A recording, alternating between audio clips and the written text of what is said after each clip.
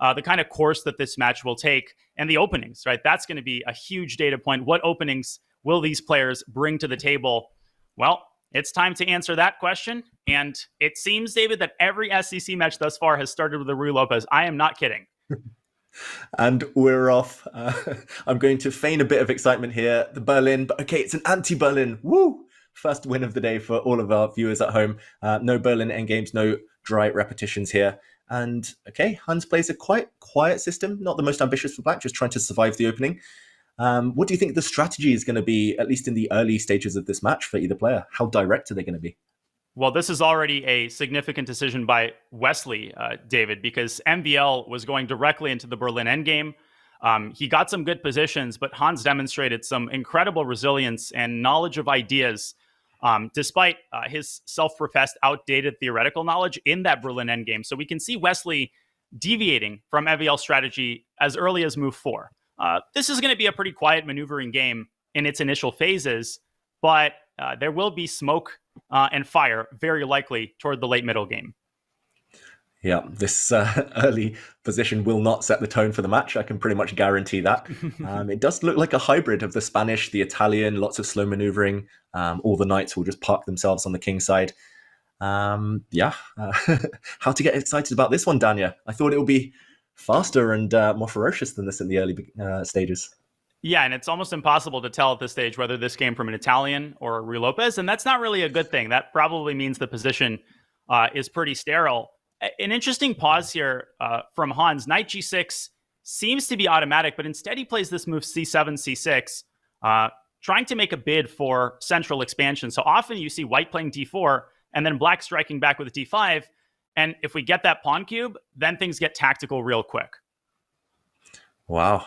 The Prophet back in action. It's going to happen. I thought Wesley might prepare it for a few moves, drop his bishop back maybe, but no, we'll see some action here and now. And okay, big decision. Wesley wants to take back with the pawn, of course. Install that pawn center. He does, but Hans has got to strike back before it's too late, before he gets cramped. D5, E5, and fireworks starting, Daniel, already. Just like that, the center opens up, and I think E5 indeed is what Wesley is banking on. And already such an interesting imbalance and such a risky decision by Hans. He accepts the pawn sacrifice. That's technically what it is, but need I say more than just to highlight these pawns? Wesley has several ways to pounce on those weaknesses. Knight h5 and knight e4 are the tempting moves. But once Hans establishes a knight on d5, we know that if the initiative fizzles out, black does have a lot of positional assets that could make their presence felt.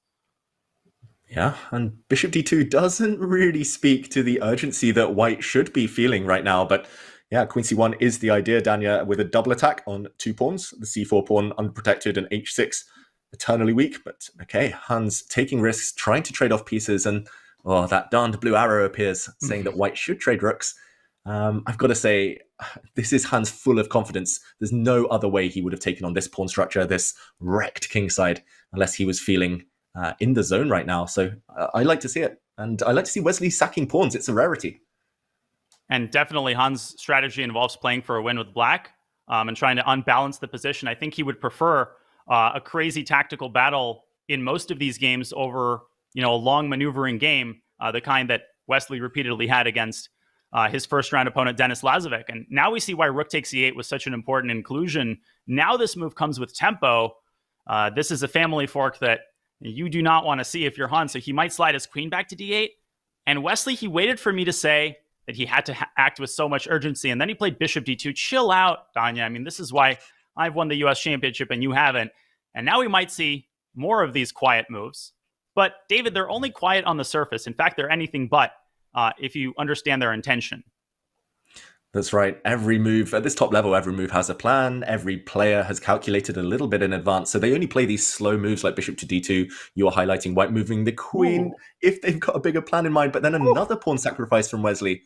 Wow, he's opening up the diagonal for his bishop, Daniel. I love it. d5. Bishop c3 coming next.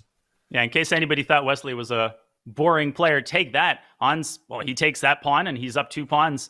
This was the idea. Clear the diagonal for the bishop, add another attacker to this pawn, and basically just try to overstretch black's defensive capabilities. Now, bishop g7 is the correct move, indicates the blue arrow. David, bishop to e7 is the other way to protect it. Do you see the difference between those two moves? I guess the bishop on g7, at least it won't get hit by one of the white heavy pieces. A rook will soon land on e1, so a bishop on e7 might be vulnerable to even being captured, even a sacrifice there. So bishop g7, after a bit of thought, played by Hans correctly, but it does feel shaky. And it feels like white isn't risking that much. White has total domination of the dark squares, so even 2 pawns down, a bind, a blockade on those squares would provide compensation. I'm expecting one of those queen moves you mentioned, and rook to e1 coming next. Knight f4 might recover a pawn at the right moment. Oh, this one is really simmering nicely now. It's pretty terrifying, and you see knight to d6. What an excellent defensive move that would be. Instead, Hans gives up one of his extra pawns in order to try to douse the flames of white's initiative, get rid of, at the very least, one pair of minor pieces, and ease the defensive task. Now, Wesley, pausing here, he can't throw in rook e1 because then d takes c3 hits white's queen, but he simply takes the pawn of the knight. How will he recapture on d4? Ooh, well, I think queen is a good decision. Didn't have to wait long. Saved me from having to answer that, to dodge that bullet, Danya. Rook e1 still coming, and at the very least, white can always bail out with taking on f6, but okay, rook e1, black would love a queen trade right now. I think that's what Hans is hoping for in order to safeguard his king. I'm really shocked that rook e1 is not the best move. That would be an automatic, I think, a pre-move for most of us, but at least now the black queen is able to put some pressure on that annoying white knight, and maybe the attack is slightly fizzled out.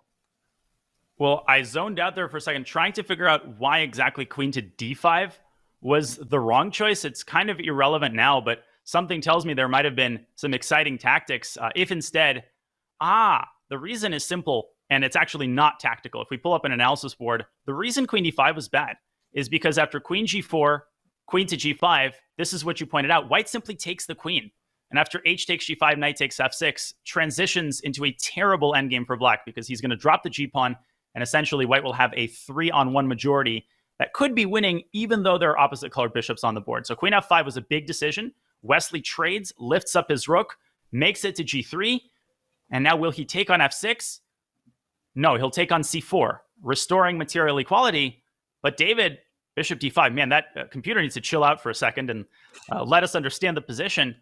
It looks like Hans has at least brought enough pieces into the defense now to ensure that he won't get mated.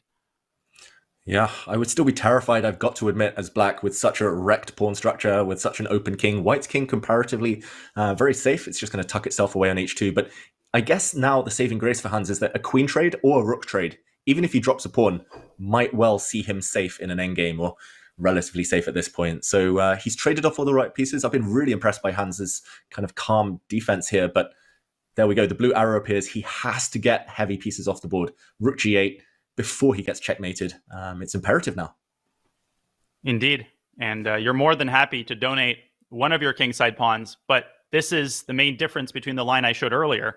As long as you only give up one of your pawns, either the h pawn or the f pawn, you can use the other 2 pawns to prevent white from fully exploiting his majority. If you give up 2 kingside pawns, then white will make connected passers, and that supersedes even the most drawish tendencies of positions with opposite colored bishops. So Wesley can take, but as Mikhail Tal famously said, I sack all my pieces, but my opponent can only take one of them at a time. White would love to capture both h6 and f6, but you're going to have to choose your pick. Yeah, it gets tactical here though, Daniel. After queen takes h6, now the f6 pawn is doomed. I wonder if black can go on a sudden counterattack. Queen b1, queen f1.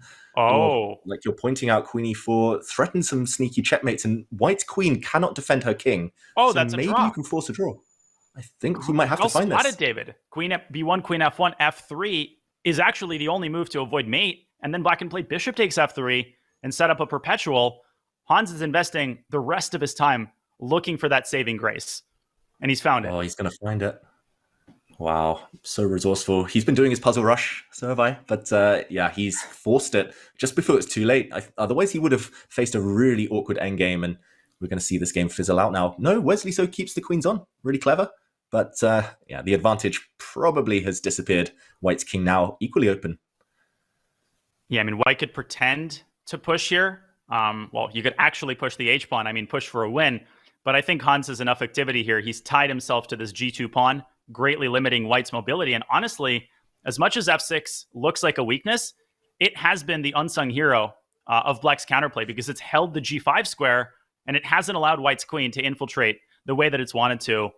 I think the worst is behind him, and Hans rounding out a great defensive effort here with a calm move, king h7, taking away any shenanigans with queen h6.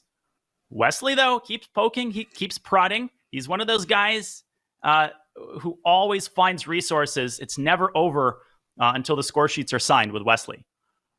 Okay, the first time scramble incoming, Danya. What do you predict? Are there going to be any twists and turns here, or is the game simply going to fizzle towards that draw? 10 seconds for Hans. I just don't see how White generates any realistic chances here without overpressing or without blundering mate in 1 on g2. Oh, yeah. Maybe like this. Ooh. 2 seconds. Don't play pawn to f5. Ooh, king to f5. He runs. Oh, scary times. g4 check. White could lose this too. Either side could lose this. Opposite color bishop positions are never easy when there's queens on the board. Look at that black king running. It's doing work. Queen d6. Oh, is there a checkmate?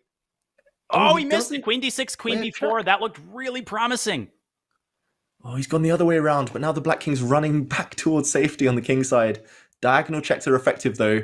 This looks terrifying for Hans Niemann with 2 seconds left. Oh, another incorrect check, but g4, king f4, 2 seconds for Wesley. Oh my gosh. Someone's going to get mated. Someone's going to get mated. Or not. Queen f4, trading queens. Clutch move there. Now it surely is a draw. You can pre-move this. Opposite color bishops. Hans pre-moved the heck out of that. He's like, I am not getting into another time scramble. I don't care how drawn this might be.